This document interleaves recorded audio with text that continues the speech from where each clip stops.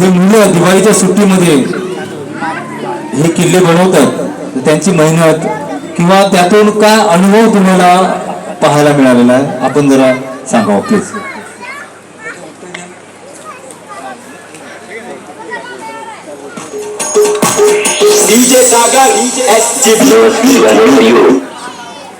बाबू उत्तेजनार्थ कोण होता?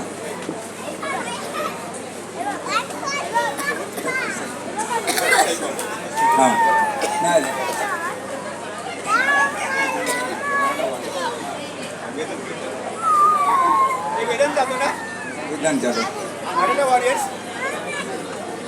सन्माननीय प्रकाश दादा आणि सर्वस्थायी कैलासवासी किशोर भोईर यांच्या स्मरणार्थ आपल्या डोंबिवली शहरामध्ये गेली 28 वर्ष सातत्य पूर्ण ठेवून आपल्या तरुण मुलांना वाव देण्यासाठी किल्ले स्पर्धा ही डोंबिवली शहरामध्ये नावलौकिक करत आहे.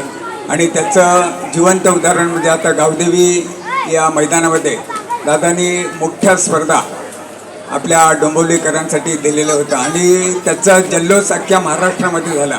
कारण लाईव्ह ट्यूब आणि प्रत्येक चॅनलवाले ज्या मुलांना व्यासपीठ निर्माण करून दिलं आणि सर्वांची अशी इच्छा असते ज्या ठिकाणी एकदा तरी दादाने आम्हाला स्पर्धेला भेट द्यावी.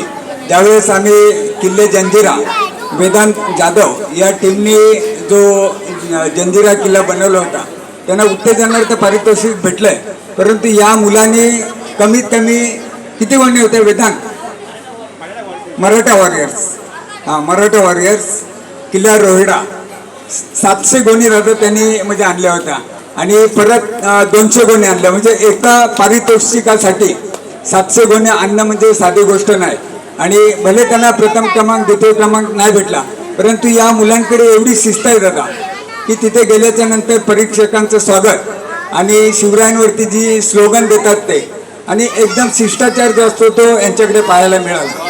आणि जो प्रोजेक्टरवरती जे सातत्य ठेवून त्यांनी गड बनवलेले असतात ते प्रोजेक्टरवरती प्रत्येक गडाची माहिती ते दरवर्षी म्हणजे कोणता गड बनवलेला आणि अशी माहिती त्यांच्याकडे असते. प्रथम क्रमांक द्वितीय क्रमांक तृतीय क्रमांक जेव्हा काही मुलं पटकवतात त्यांची विशेष मेहनत तर असते. परंतु सर्वांची अशी इच्छा आहे की एकदा तरी दादाने आमच्या स्पर्धेला म्हणजे भेट द्यावी. आणि दादा खरोखर त्यांच्या आम्ही ज्या ज्या वेळेस जातो तर त्यावेळेस ते सांगतात की दादानी एकदा आमच्या स्पर्धेसाठी कधीतरी वेळ काढून आम्हाला प्रेमाची थाप देण्यासाठी दादांनी त्या ठिकाणी उपस्थित राहावं. आणि आम्ही ही कल्पना आमच्या नोंदवहीमध्ये आम्ही नोंदवत असतो. परंतु दादा आपला प्रत्येक ठिकाणी गुंतलेलं असल्यामुळे आपल्या सर्वांचं सहकार्य असावं आणि तुमच्यासाठी गावदेवी मैदान हे दादांनी आता मोकळं करून दिलेलं आहे. यदा कदाचित आणि जेव्हा आम्ही बाबू असतो स्वतः मुलांची मागणी मोठ्या प्रमाणामध्ये आहे की दादांनी एकदा तरी आम्हाला गडकिल्ल्याची म्हणजे भेट कधीतरी म्हणजे घडवून आणावी. आणि हा संदेश आम्ही त्यांना नक्कीच आणले. पण सुदैवाने 28 वर्षातले 20 वर्ष तरी मी दादाच्या म्हणजे शब्दाला मान देऊन त्या ठिकाणी पोचलेला आहे. आणि त्याने एकदा सांगितलं की हा संदेश दादांपर्यंत आम्ही नक्की देऊ. धन्यवाद सर्वांना. या ठिकाणी हार्दिक शुभेच्छा आणि इथेच थांबतो.